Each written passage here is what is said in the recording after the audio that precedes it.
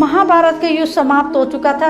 इस युद्ध में बड़े बड़े योद्धा वीर गति को प्राप्त हो गए थे। कौरवों का विनाश हुआ, साथ में पांडवों का भी सब कुछ तबाह हो गया। पांडवों के सभी पुत्र इस युद्ध में मारे गए। महारानी द्रौपदी का जीवन शून्य हो चुका था, मानो खुशी उनसे दूर चली गई हो। ये मन को विचारों ने घेरा हुआ था। द्रौपदी भगवान श्री कृष्ण से कहती है, आपने कहा था गोविंद, यह युद्ध अनेक बलिदान लेगा, मेरे सारे पुत्रों का बलिदान देना होगा। ऐसा तो मैंने सोचा भी नहीं था। भगवान श्री कृष्ण बोले, हमें दुख है सखी, तुमने ये युद्ध किया। द्रौपदी बोली, क्या उत्तर दूं गोविंद? हृदय की पीड़ा कल्पना में कम और भोगने में अधिक। किंतु हृदय की पीड़ा कल्पना में कम प्रतीत होती है, किंतु जब वास्तव में सामने आती है तो सहन करने की सीमा से बाहर चली जाती है। संसार में कोई सुख दिखाई नहीं देता, जीवनी जैसे साथ छोड़ देती है। मेरी संतान मृत्यु के बाद एक एक अंग कट गया हो। हे गोविंद, क्यों किया हमने ये युद्ध? क्या लाभ प्राप्त हुआ हमें इस युद्ध से? ने अपने चमत्कार से मनुष्य के व्यवहार में परिवर्तन क्यों नहीं किया? सबको धर्म का मार्ग क्यों नहीं दिखाया? तब भगवान श्री कृष्ण बोले, चमत्कार से मनुष्य की आत्मा में परिवर्तन नहीं होता सखी। आत्मा परमात्मा का अंश है और उसकी स्वतंत्रता की कोई मर्यादा नहीं है। धर्म के मार्ग पर चलना या अधर्म के मार्ग पर चलना यह आत्मा निश्चित करती है और उसके निश्चय को कोई भी चमत्कार नहीं बदल सकता। हे सखी, मनुष्य कर्म करने में स्वतंत्र है, परंतु वह बुद्धि पूर्वक विचार नहीं करता और ना ही धर्म का विचार करता है, ना अधर्म का। तो वह केवल अपने से अधिक शक्तिमान की सत्ता स्थान पर बैठे व्यक्ति को अनुकरण करता है। पिता का अनुकरण पुत्र करता है, गुरु का अनुकरण शिष्य करता है, राजा का अनुकरण उसकी प्रजा करती है।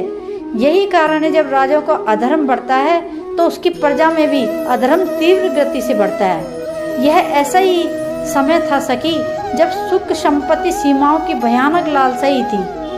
के मन में समस्या और क्या के स्थान पर भोग और वासनाओं का महत्व अधिक था। प्रजा अपने ही राजा को अधर्म करता हुआ देखती है तो वह स्वयं ही अधर्म की मार्ग पर निकल पड़ती है। विचार करो सखी, मगध, तरु, कुरु, गंधार, पंचाल, प्रगद, छेदी आदि बड़े बड़े राज्यों में कौन सा राजा था जो धर्म का अनुकरण कर रहा था, जो अपनी प्रजा के लिए प्रमाण बन सकता था? एक भी नहीं। द्रौपदी बोली, तो इतना विध्वंस क्यों गोविंद? क्या कोई अन्य मार्ग नहीं था? तब भगवान श्री कृष्ण बोले, नहीं सखी, इस बात का तो दुख है। जिस वृक्ष पर कड़वे फल लगते हों उसे उखाड़ कर मधुर फल वाला वृक्ष लगाना पड़ता है।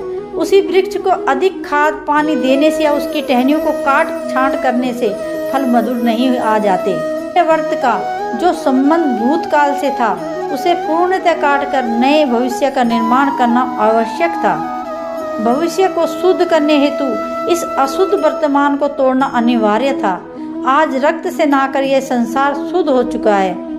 आज प्रजा जिन अधर्मी राजाओं का अनुकरण करती थी उन सभी राजाओं का नाश हो गया है। ते बोली, किंतु हमारा विध्वंस क्यों नहीं हुआ गोविंद?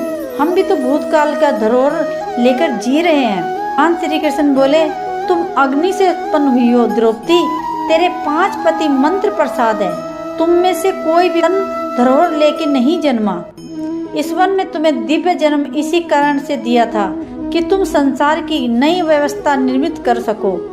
भ्राता युधिष्ठिर संसार को न्याय और धर्म का लाभ जरूर देंगे और अधिकारी जो उत्तरा के गर्भ में पल रहा था उसे पहले ही मार्गों से जीवन दान दे दिया, अर्थात उसका शुद्धिकरण हो गया है।